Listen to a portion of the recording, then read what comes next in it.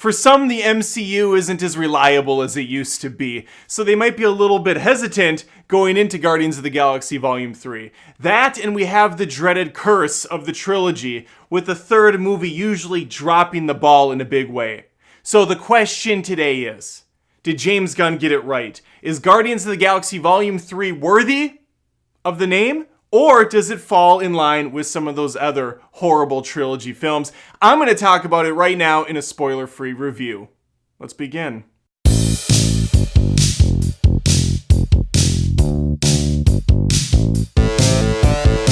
I think we're old enough and mature enough to understand that taste is subjective. So a lot of critic reviews out there are straight up opinions. And trust gets built up once they have a nice catalog that you can rely on and look back and say, okay, this person's consistent. I like to think I am as well, so please think about subscribing if you haven't already. I post lots of movie content each week. Would love to have you stick around. Where I stand with Guardians of the Galaxy, I love them. Both of them. I know some people don't like the second one. It gets a little too out there, a little too goofy, a little too colorful. It undercuts some of the drama. That stuff's all true.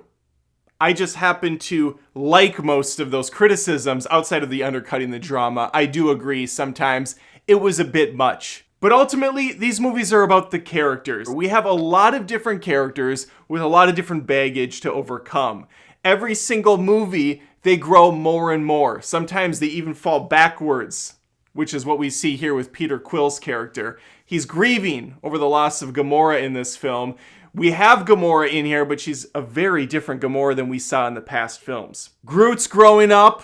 Quite literally, he's a plant monster, so that's what they do. We feed him water, you feed him some soil, they're just gonna sprout up. And then if you've watched any of the trailers or saw the posters even, the focus is really on Rocket, or at least that's what they lead you to believe, which is true, but thankfully, he's not the entire story. Every character gets chances to shine, and man, do they shine. I loved Guardians of the Galaxy Volume 3. Long story short, right? I was a big fan of it. And if you didn't like Guardians of the Galaxy Volume 2, but you really liked the first, I think you're going to be very happy here. Because while it is still fun, while it still has that out there nonsense, the colorful, crazy worlds and characters and just bizarre James Gunn thoughts spewed out onto the screen. Of course, a lot of it comes from comics too. But through the lens of Gunn, it's brought to life on the big screen. That stuff's still there. But he does it in a more mature way. He doesn't undercut the drama this time. In fact, he lets it breathe. He gives you a lot of it. This is a sad movie. It's a funny movie. It's an action-packed adventure. It's got it all. It's got it all. This has a sad feel to it. It's grown up. We've grown with these characters. I look at this movie like I look at Harry Potter and the Prisoner of Azkaban. There was a pretty big jump between 2 and 3. Tonally, visually, everything was different. Everything was taken up a couple notches. Volume 3 is more vulgar. It's more violent. It's shot differently. It felt like a different director was behind the camera. There were a lot of things happening I had not seen in previous James Gunn movies. A lot more frantic style of filming. There were more of these POV style shots. It was very in your face. It felt real. There was a lot of authenticity on display. I'm sure a ton of it was done in digital. But unlike Ant-Man and the Wasp, unlike Thor: Love and Thunder, it never felt like these guys were just walking in place in front of a green screen. It really did feel natural. Most of us like Guardians of the Galaxy for the team dynamic, the family aspect. Unlike those bullcrap Fast and the Furious movies, these legitimately have them.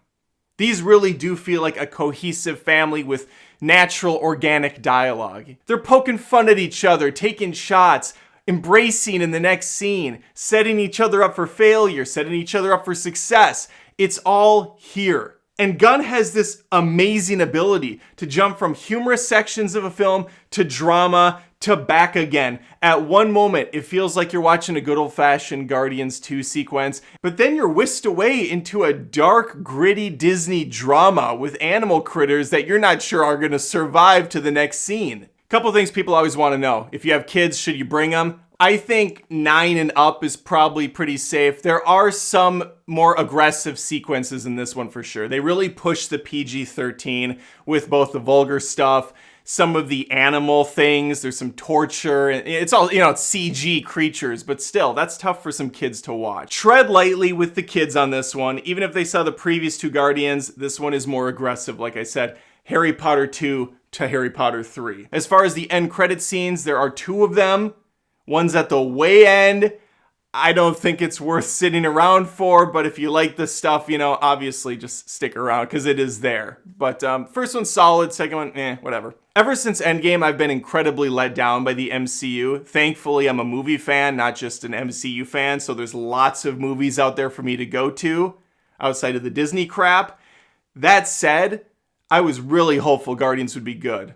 Scared, a little bit nervous, but man, I am very happy to say all my fears were washed away when I saw this thing. I was fully engrossed in it. The 2.5 hours flew by. I could have watched another 2. I didn't want it to end.